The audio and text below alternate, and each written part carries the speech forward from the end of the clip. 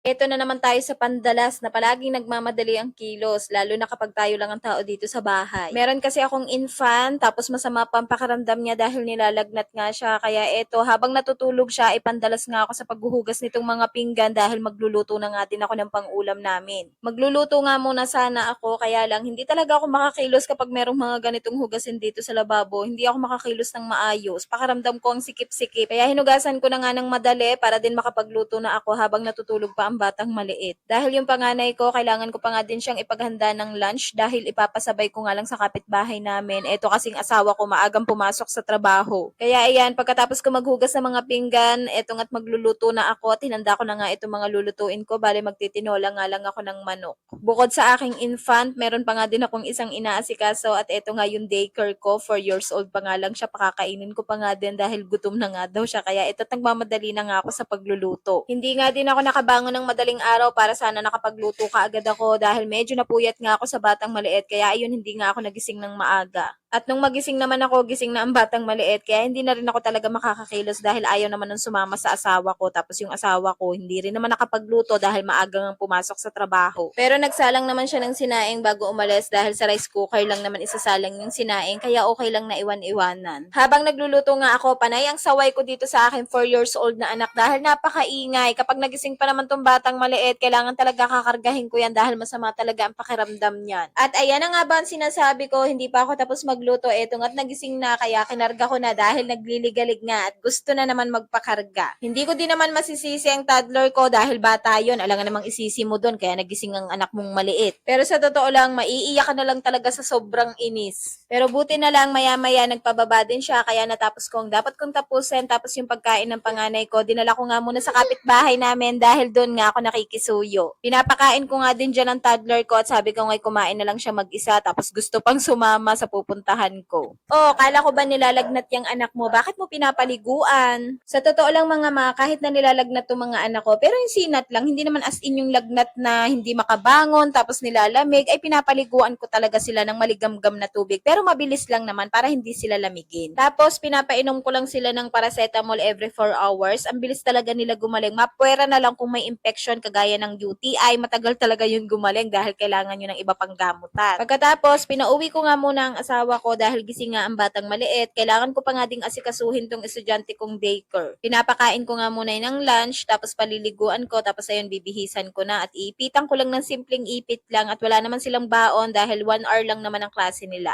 Bale, pinapadalhan ko na nga lang siya ng tubig at dahil nilalagnat nga ang bunso ko ay hindi na nga kami sumama sa paghatid at ang asawa ko na nga lang ang pinapunta ko at pinag-antay ko.